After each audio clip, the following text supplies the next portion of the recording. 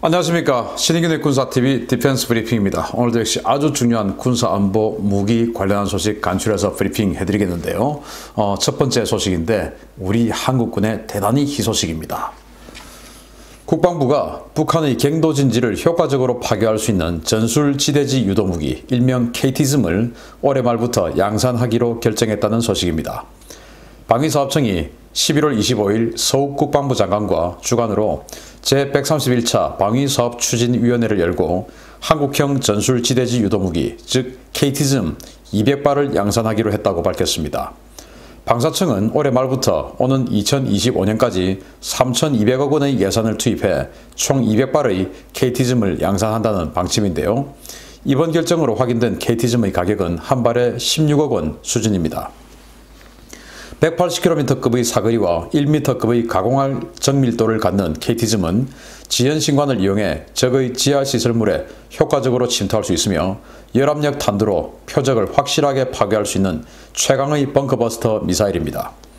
당초 이 미사일은 올해 초부터 양산될 계획이었지만 대전에 위치한 이 양산업체 한화의 시제품 제조 시설이 폭발 사고로 손실되면서 일정이 크게 지연됐는데요. 이번 결정과 양산 라인 복구가 완료됨에 따라 올해 말부터 정상적인 양산이 가능해졌습니다. 국방부는 현재 180km급의 KT즘의 사거리를 290km급까지 늘리고 천무, 다련장 로켓 발사 차량에서 운용 가능하도록 개량한 KT즘2도 개발 중인데요. 이들 전력이 모두 양산되면 북한의 장사정포와 신형 방사포에 대한 우리 군의 대화력전 능력이 비약적으로 향상될 것으로 기대됩니다. KT즘, 화면에 보이는 이건 바로 KT즘2예요. 사거리 이제 290km까지 이렇게 늘어난 KT즘2. KT즘1은 180km. 원래 이제 이 KT즘이 어떻게 해서 나왔냐? 바로 2012년 어간에 북한이 이 갱도진지, 우리 서울을 풀받아 만들겠다고 하는 갱도진지의 입구를 원래는 남쪽 보고 있었는데 그걸 산 뒤쪽으로 다 돌려버렸어요.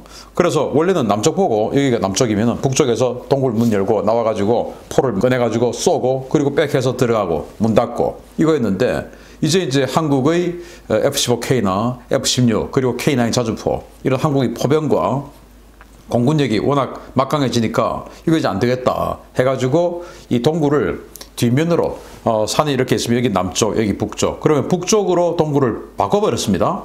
그래서 북쪽에 동굴 입구를 만들어 놓고 동굴 열고 포를 백해서 끄집어내서 들고 쏘는 겁니다. 이제 곡사포기 때문에 쏘면은 이제 이 산 때문에 우리는 바로 직격할 수가 없죠. 그래서 우리가 준비하기 전에 다시 들어가고 동굴 문 닫고 이제 이렇게 하게 된다는 거예요. 그래서 그때 이제 대통령 특명사업으로 번개사업 그래가지고 신속하게 양사정포 갱도진지를 깨자 이렇게 해서 이명박 대통령의 지시로 번개사업을 했어요.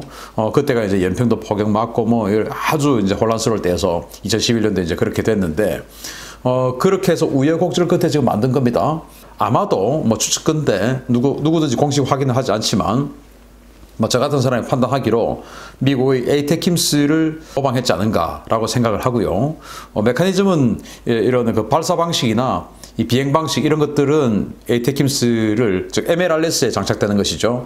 모방했지만 이 공격 타격 하는 이 탄두의 스타일은 에이테킴스와 좀 달라요. 이거는 이제 갱도진지를 타격해야 되기 때문에 산의 북쪽에 이렇게 동굴을 만들어 놓고 문을 열고 백해서 나오니까 아예 이 동굴 문을 무너뜨려서 못 열게 만들든지 아니면 이 동굴 내부로 들어가서 그냥 불바다를 만들어 버리든지 이제 이런 걸 필요했던 거예요. 그럼 동굴 내부를 무너뜨린다든지 뚫고 들어가서 동굴 내부에서 불바다를 만들든지 하려면은 벙커버스터가 돼야 되는 겁니다.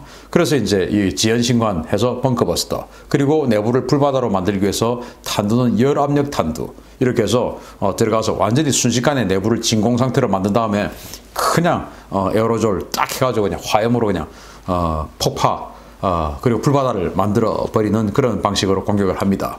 그런데 너무너무 정밀해서 마치 양궁 선수가 제일 중간에 렌즈를 그냥 타격하듯이 이 정도 정밀도로 날아간다라고 알려져 있죠.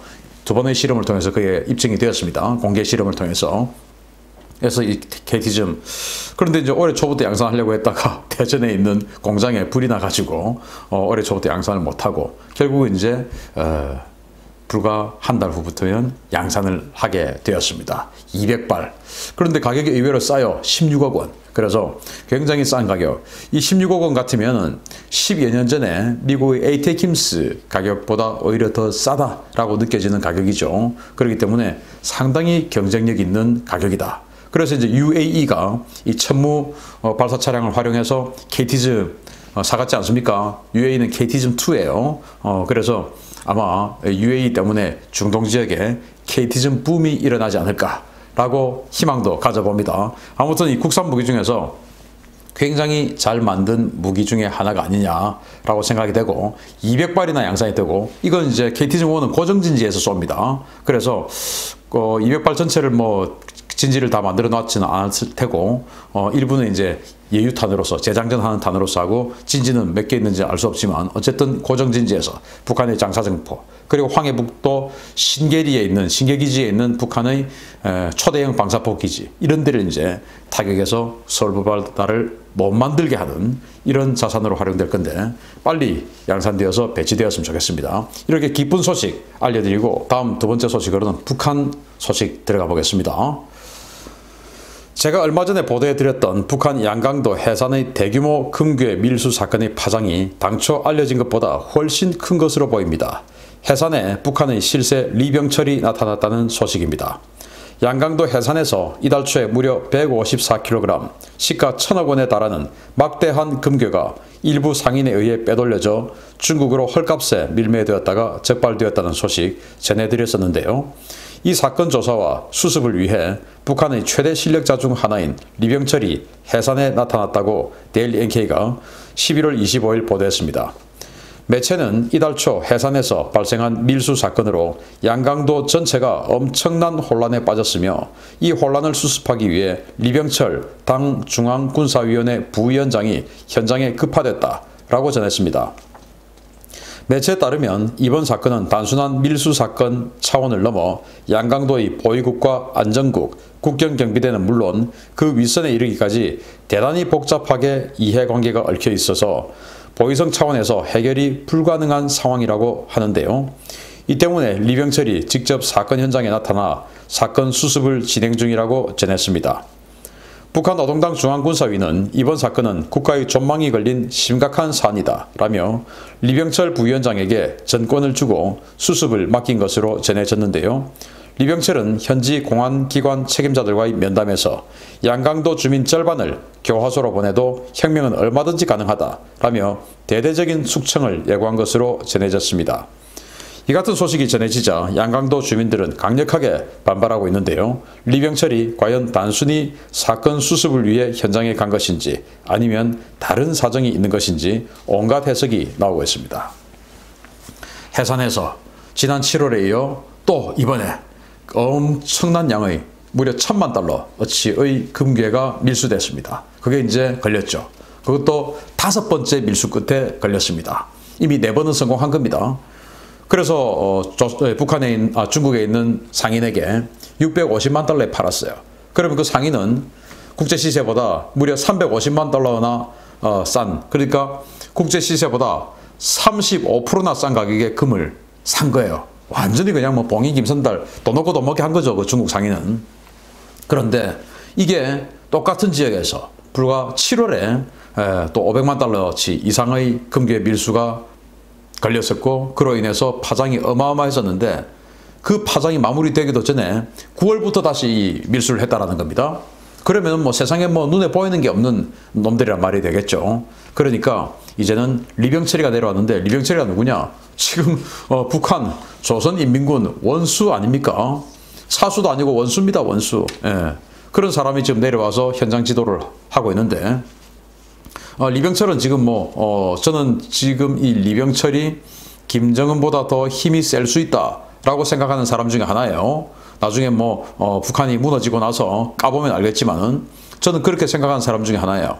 김정은보다 어쩌면 힘이 더 셀 수 있다. 백두혈통보다 더 셀 수 있다. 라고 생각하는 초실세입니다. 그런 사람이 내려가서 지금 국가의 존망이 걸려있다. 라고 하면서 양강도 주민 전체 중에서 절반을 교화소로 보내도 된다. 그래도 우리 혁명 가능하다. 라고 할 정도면 양강도 주민 다 잡아 죽여. 다 잡아와. 뭐 이 정도 수준 아니겠습니까? 자, 지난 10월 10일 열병식 때 김정은이가 악의 눈물 질질질 짜면서 뭐 인민들에게 감사하고 어쩌고 뭐 인민들을 받들어 모시고 어쩌고 뭐 이런 소리 했죠. 인민들 하면서. 그런데 그 김정은이가 그렇게 받들어 모신다고 하던 그 인민들을 절반을 교화소로 보내도 혁명 가능해. 다 잡아 죽여. 다 잡아와. 라고 할 정도면 김정은의 최고 사령관의 멘트 정도는 아무렇지도 않게 밟아도 될 자다. 이거 아니겠습니까? 리병철의 위상이. 그런데 리병철이가 이렇게 급하게 내려간 것은 원래 뭐 한 놈이 더 뭐 한다고 이게 자기 호주머니로 들어오려고 했던, 원래는 김정은의 통치자금으로 가야 되는데 들어오려고 했던 것이 지금 꼬리가 확 밟힐 것 같아서 내려와서 자기가 수습하려 내려왔는지 아니면 정말로 밀수꾼을 뿌리채 뽑으려고 왔는지 그건 제가 알 수 없습니다. 가장 뭐 가능성 높은 것은 밀수하는 것을 뿌리채 뽑으려고 발본색원하기 위해서 왔을 수 있는 게 가장 가능성이 높지만 이건 외형적인 문제고 실제 내면적으로는 아무도 알 수 없죠. 자기가 이 정도로 7월 달에 잡혔는데 500만 달러치가 9월부터 다시 밀수를 시작했다.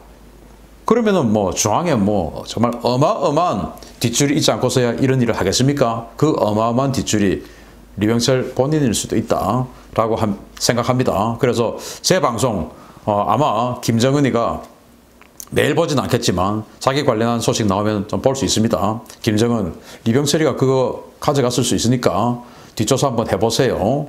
저는 그렇게 생각합니다. 북한 소식까지 전해드렸습니다. 마치겠습니다. 감사합니다.